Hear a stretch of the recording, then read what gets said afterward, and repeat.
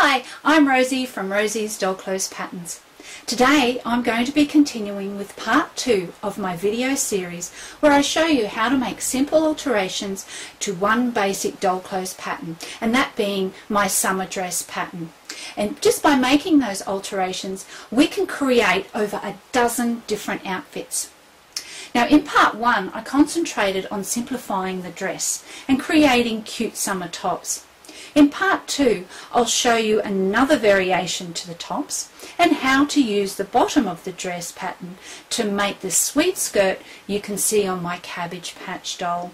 Finally, I'll show you 2 more variations of the dress. Let's start with how I made this sweet skirt. Okay, so making this cute little skirt is really very easy. Here are all the pattern pieces for the summer dress, but because we're making the skirt we don't need the bodice top, back and front, or the waist trim, so we're going to pop those to the side. The pieces we need are the skirt piece, which is piece number 4, and also the trim along the hem, which is piece number 5. So after you've joined those pieces, part 1 and 2 together of each of those, you cut your fabric out, all per the steps in the video. Then we simply follow the instructions from hemming the skirt. We ignore all the initial ones which are creating the bodice and we jump straight to hemming the skirt. Then we do the instructions where we're attaching the trim to the bottom all the way up to the stage where we're folding the hem of our ends together of the skirt, because we're actually joining our skirt together at the back rather than having an opening like I do on the dress. So as you can see, I've used my serger here. I've just turned it inside out and you can see I've used my serger because I love my serger. It attaches or creates a seam at the same time as overlocking the raw edges. So let's see, after we have attached our trim and top stitched the seam down, we're going to create the casing at the top and also thread the elastic through. Now if you're not sure how to create a casing and thread your elastic, those things are covered in much more detail in my How to Sew Doll Clothes video course, but today I'm just going to be showing you how to make alterations to create these different outfits. So once you've created your casing at the top, threaded your elastic through, you then go along and do a seam down the back. So that's all there is to making a cute little skirt out of the bottom pieces of your dress pattern. Now if you don't want a skirt with so much gathering in it, you just want a more fitted skirt like this one over here, you just simply don't make your piece of fabric as long. So you could take out, fold it over and take out about 3.5 inches, 3 inches, and make your skirt that big, that long, of course, on the fold. So that would give you a more fitted skirt like this one over here. You could leave the trim off and just hem right along the bottom, and again that is what I've done over here. So from that one pattern piece you can actually create a skirt like this, a more fitted skirt by just shortening the length of fabric. You can leave the trim off or you can add the trim on.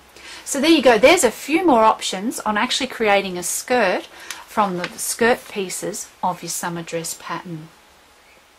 Now let's have a look at making alterations to create a little summer dress that's a little bit different to the original summer dress. Let's now have a look at how I altered the summer dress pattern to create this gorgeous little dress with all this lace and ribbon on it. I love this one, it's so sweet. How did we do it? Okay, what we did was we left the trim off around the waist and the trim from around the hem. So that means we can put the trim pieces to the side. Then what we've done is actually add lace to the bottom of the hem. Now because my lace is quite wide, I'm going to have to take some of the length out of my skirt piece. Now if I was only attaching a narrow lace I probably wouldn't have to do this step, but because my lace is quite wide I need to remove that extra length from the main skirt. So what I've done is ruled a line across the bottom that is 1.5 inches or 4 centimeters up from the bottom. So that will actually be reducing the length of that skirt piece by 1.5 inches or 4 centimeters. So I've ruled my line and I've folded it up. Now this is my symbol to tell me I need to put the edge of that pattern piece against the fold of the fabric, so that when I'm cutting it out it ends up being double that length. So I've transferred that from this side over onto this side, so when I'm pinning that on and cutting it out, I remember to put that on the fold of the fabric. So we just need that and the bodice front and back as they are. No alteration needed to that whatsoever. Then what we do is we make the dress up according to the videos all the way through to step 9. Then we omit step 10 because that's where we're attaching the trim around the waist. Then we continue on again from step 11 and we do the hemming of the skirt. But instead of attaching the trim that we had on the original summer dress pattern, we're actually attached the lace. So I've put the lace on the edge of the dress and I've stitched that in place of the trim. Then I've folded that seam allowance up and done a row of top stitching along here. You can see I've actually used my serger here, so I like using my serger because it creates the seam and overlocks in the one step. So I've attached the lace, I've turned up the seam allowance and top stitch, all as per the instructions for attaching the trim.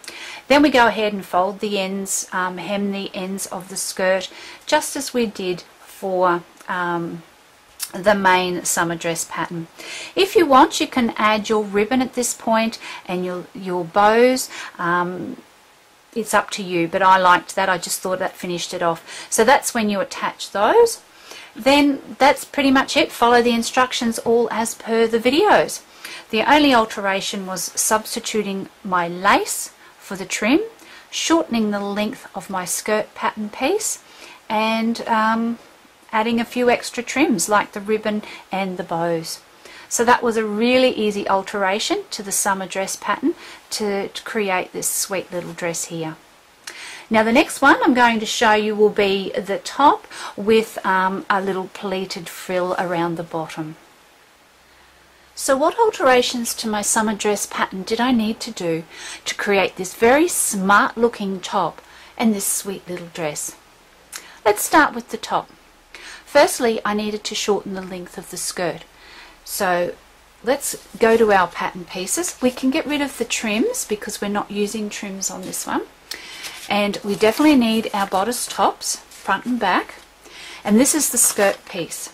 So what I've done here is actually reduce that depth to 3¼ inches or 8 centimeters. So on the back side, I've ruled a line along here, 3¼ inches or 8 centimeters down. Then I've simply folded that along there. Now because we can see some hanging over the back of the pattern piece that we don't need, I'm just going to fold that in. That way I've got the one pattern piece and I can use it for a variety of different lengths, and I'm not cutting new pieces all the time. So I've just folded that in, and we need to then cut out our piece of fabric to this length, making sure to have this edge on the fold of the fabric. Then the next major difference with this top is instead of adding gathering along the top, I've simply created a couple of box pleats. I've done 2 box pleats at the front and 1 on each side at the back of the skirt section here. Now I've got a 2-inch gap between the pleats at the front, and then I've used about 1 inch, well that's 5 centimeters, and then I've used about 1 inch to create that pleat coming inwards and 1 inch to create another pleat coming in to meet it. So we've used 2½ centimeters for each of these pleats. Now I've done that on both sides and again on the back. So I've used the same length, but I've just used the extra fabric to make pleats instead of gathers. Now if you want to understand a little bit more about the different types of pleats, I have actually got another video and I think it's called Rosie Takes the Mystery Out of Pleating. So go and have a look at that, and I actually explain and show you how to create box pleats and knife pleats and inverted box pleats.